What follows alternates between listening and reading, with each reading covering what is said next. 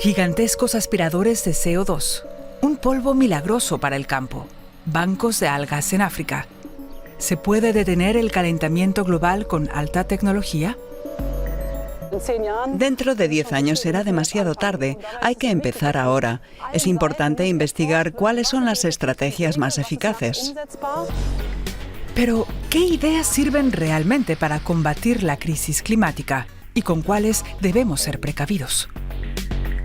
No podemos intentar solucionar un problema creado por nosotros los humanos creando un nuevo problema. Los humanos abren nuevos horizontes con la alta tecnología. ¿Será suficiente para detener el cambio climático?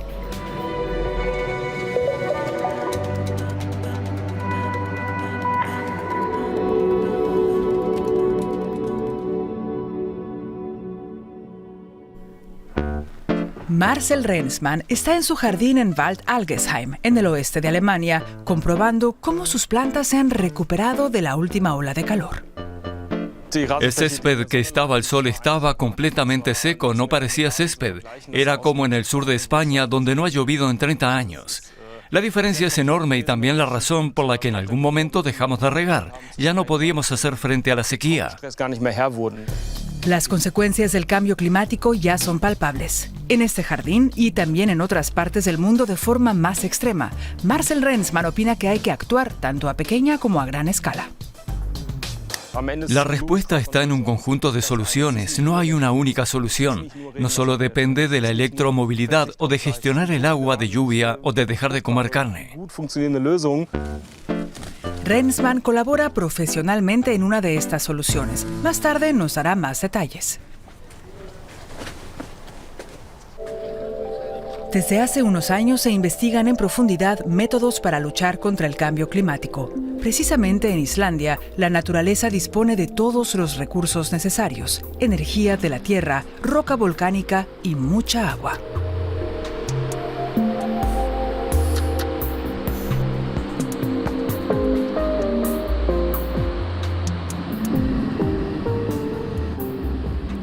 Como si fuera una nave espacial que acabara de aterrizar en medio de la nada, Orca es la primera planta de este tipo y lo que hace parece un milagro. Utiliza enormes colectores para filtrar de la atmósfera dióxido de carbono o CO2, un gas de efecto invernadero muy nocivo para el clima. Los filtros capturan las moléculas de CO2 y expulsan el aire limpio. Cuando los filtros están llenos, se cierran los respectivos compartimentos del sistema y se calientan a unos 100 grados. Así se disuelve el CO2. De esta forma podemos capturarlo y recolectarlo. El calor necesario procede de fuentes renovables. Hasta ahora, la planta recoge 4.000 toneladas al año. Ello equivale a las emisiones de gases de efecto invernadero de 360 alemanes. No es mucho. En todo el mundo se emiten unos 36.000 millones de toneladas de CO2. Pero hablamos de una tecnología nueva. Al principio capturábamos unos miligramos, luego kilogramos, después 4.000 toneladas y ahora estamos ampliando a gran escala. Pronto se construirán más plantas, no solo en Islandia. Es posible en cualquier lugar donde haya roca volcánica. Esto se debe a que el CO2 puede almacenarse permanentemente en este material. Algo que ya ocurre bajo estos iglús cercanos.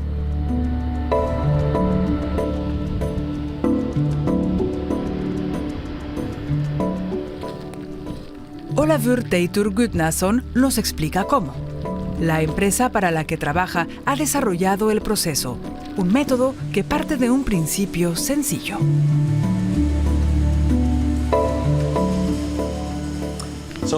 Esta tubería procede de una central geotérmica. Devuelve el agua utilizada a la tierra a 2 kilómetros de profundidad. Y en Carbfix, lo que hacemos es tomar prestada la tubería y conducir el agua enriquecida con dióxido de carbono desde esta pequeña tubería hasta la grande. Así es como llega a la tierra, donde se mineraliza en menos de 2 años. Se trata de un proceso natural, pero aquí ocurre mucho más rápido y absorbe grandes cantidades de CO2. Todo depende de que la proporción de la mezcla, la presión, la temperatura y la profundidad sean las adecuadas. Lo que tengo aquí en mis manos son 2 cilindros de roca que muestran el antes y el después de nuestro método. Este es una roca basáltica que, como pueden ver, contiene muchos agujeros. El agua que bombeamos entra en los agujeros. Los metales se disuelven y junto con el CO2 forman el mineral llamado calcita. Y aquí podemos ver las manchas blancas. Esto es CO2 que se ha convertido en piedra y solidificado en los agujeros.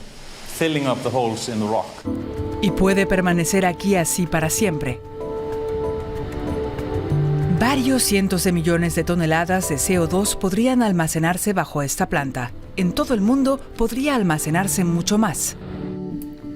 Un proceso brillante, según Torben Amann, que trabaja en la Universidad de Hamburgo estudiando ideas para eliminar el CO2 de la atmósfera. Siempre hay que preguntarse lo que cuesta y hasta qué punto es eficaz. Hay otras soluciones que también sean efectivas y que quizás sean más económicas. Pero sí, esta será una vía. El potencial es alto. En cualquier caso, allí donde haya piedra basáltica y suficiente energía verde. Pero, ¿es esa realmente la mejor estrategia para frenar el cambio climático? No se puede utilizar esta tecnología como una excusa para seguir como hasta ahora. Solo puede servir como medida adicional a nuestros esfuerzos por reducir las emisiones de gases de efecto invernadero, por reducir la dependencia de los combustibles fósiles hacia fuentes más ecológicas. Tenemos que hacer todas estas cosas. Según el Grupo Intergubernamental de Expertos sobre el Cambio Climático, para alcanzar el límite de 1,5 grados de calentamiento global fijado en París, las emisiones de dióxido de carbono deben reducirse rápido y de forma drástica. Pero también hay que eliminar de la atmósfera los gases de efecto invernadero. En lenguaje técnico, esto se denomina emisiones negativas, porque la curva tendría que situarse por debajo de cero. En la actualidad, de la atmósfera solo se absorben 2 gigatoneladas de dióxido de carbono al año, principalmente mediante reforestación. Con métodos tecnológicos, solo una ínfima parte. Según un estudio, a mediados de siglo la tecnología debería poder capturar 1.300 veces más que ahora. La tecnología actual no es suficiente. Tenemos que avanzar más rápido. Y eso solo sucederá si por un lado se fomenta la investigación y también si se desarrollan las directrices políticas correspondientes que especifiquen en qué dirección vamos y cuáles son los objetivos. En su jardín y a pequeña escala, Marcel Rensmann también confía en lo que podríamos llamar una solución tecnológica. Para protegerse del calor, simplemente extiende sombrillas. Para la zona en la que juegan los niños, tenemos que poner 2 sombrillas, porque a 30 grados a la sombra con luz solar directa no es recomendable estar allí sin sombra.